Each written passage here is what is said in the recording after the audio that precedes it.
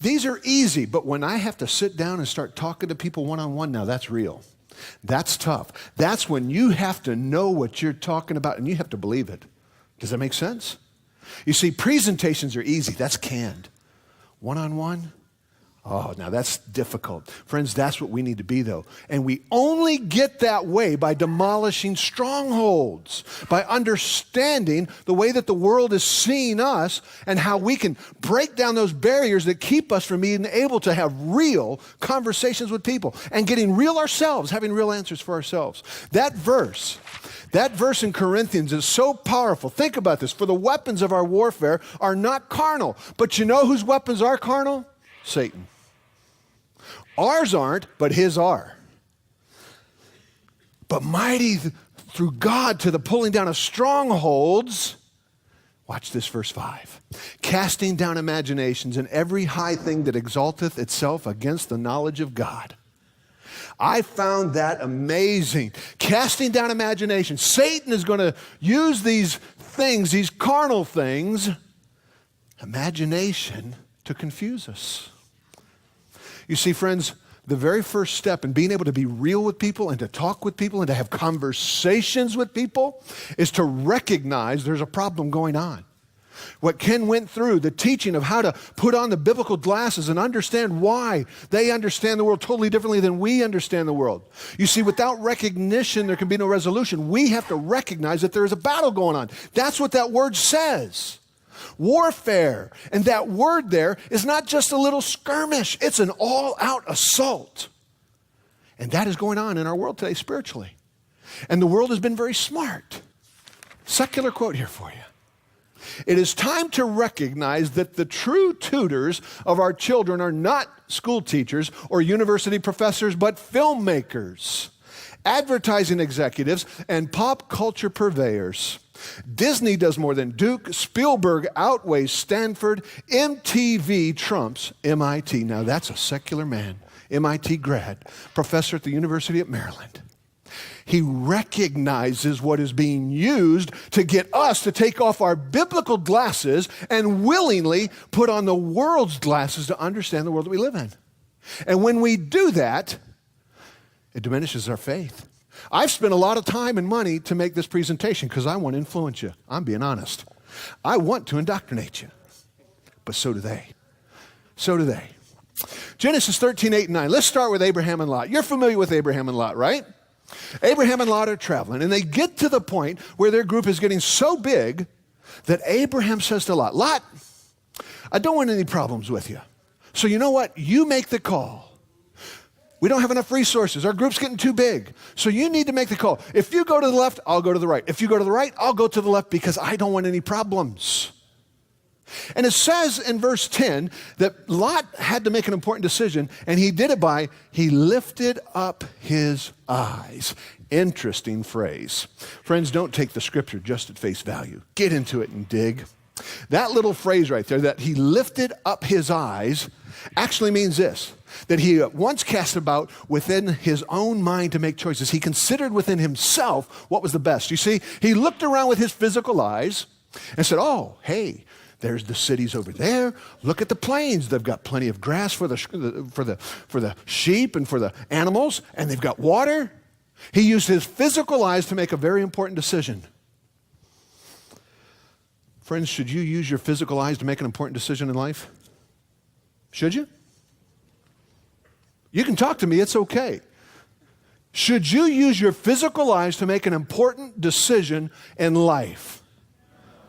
Friends, when God tells us to lean not on our own understanding, to be not wise in our own eyes, God is trying to tell you something very important. You see, there is a way that seemeth right to man, but the ends lead to death. When you and I use our physical eyes, we use our wisdom, we can be deceived. Because the world can make things look really good. Make it look real good. But boy, the ending is not nice. Well, Lot used those eyes. He made the decision. Did he move right into Sodom? Did he? Now, was Sodom a good place to go? No, it was not a good place to go. He didn't move right in, though. Look at that. He pitched his tent toward Sodom. Do that digging again. Get in, do a little bit of research on it. And it says right here that he didn't live in the city. He moved into the plains because, you see, then he could go into the city on the weekend and he could hit Kmart and get whatever he needed, right? Got the best of both worlds. You got the city out there for the weekend and you got the plains and the grasses. But something interesting happens. Watch this. In chapter 19, where do we find Lot? Where's he living? He's in the walls. You see, he didn't just get sucked in all at once. It was a slow, gradual process. See, I submit this to you, Christian, that what happens to us is many times as we get sucked into the world, slowly and gradually, we start adopting the ways of the world. We start looking like the world. We start reflecting the world's standards instead of the word's standards. How does that happen? How does that happen? Because you see, the world is smart. The world has a very focused message. And they've come at us with, you can't trust this book. I love this quote. The vast majority of Christians do not behave differently because they do not think differently, and they do not think differently because we have never trained them, equipped them, or held them accountable to do so. Friends, this weekend is what this is all about. This generation. Training, equipping, because you are the future. You need to get out and to have real answers for why you believe. Not just, oh, you just got to believe. No, you need to have real answers because there's real questions that people are going to ask you. How effective is the world at indoctrinating and training the next generation? Let's take Mickey D's. How effective is Mickey D's at training and indoctrinating? I love this little clip. You know, by the time kids are able to speak, most of them can say McDonald's. How effective is McDonald's at training and educating? You know, they went into the school system and they showed the children, just to make it easy, they showed 100 children a picture of Ronald McDonald. Out of 100 children, how many recognized Ronald McDonald? 100. 100. Then they showed them some more pictures. Companies spend billions making sure you know their product. In 2001, on direct media advertising, that's radio, television, and print, McDonald's spent $1.4 billion worldwide. You see, that's why all those children recognize Ronald McDonald. But what about these other poor people that didn't have $1.4 billion to spend? How effective were they? Watch these clips. I'm going to show you some pictures, and I want you to tell me who they are. Okay. Who's that? You don't know? George Washington. Yeah? Who is he? He was the fourth president. He freed the slaves. And he could never tell a lie. You think if we spent $1.4 billion, we'd have been able to educate them a little bit better on who George Washington was? But watch this one. This one's very interesting. Who's that? Don't know. I don't know. You don't know? I don't know.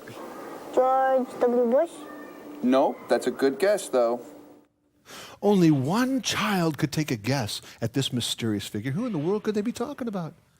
What picture could they be showing that only one child could take a guess at?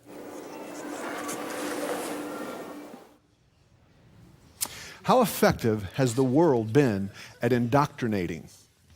Christian, how effective have we been? You see, we need to recognize there is a war going on. There's a spiritual battle. The world's been smart. As a controller for 24 and a half years, I learned one thing. You want me to use the radar properly when I'm using it, right? Most of your hands went up when you said you flew into O'Hare sometime. You want me to use that radar properly. But there's one thing you need to understand. I could have a great radar system and I could be a good controller, but what if I don't have any electricity? Is the system going to work well? No, it's not going to work well. You see, you need to have all these pieces in place. You can't just have a couple pieces and make it work. Friends, the Bible is like a radar system. It's like a radar system. And if you don't use it properly, I guarantee you, you're not going to like the results that you get. You won't like it. You see, most of us are not using the Bible as it was meant to be, as real history, to put on those glasses to understand the world that we live in because of one very simple little thing. The same thing that Satan did in the Garden of Eden. Did God really say that? Yea, hath God said? Doubt. If Satan can get you to doubt this in the first chapter, the second chapter, the third chapter, where do you quit doubting? See, Satan's smart. What is the tool that's being used in our culture today to get us to doubt? I submit to you that it's millions of years in evolution. And that's where the world's been very smart, very consistent, very focused message. Cartoons, comic books, magazines, TV, movies, magazines, very consistent message.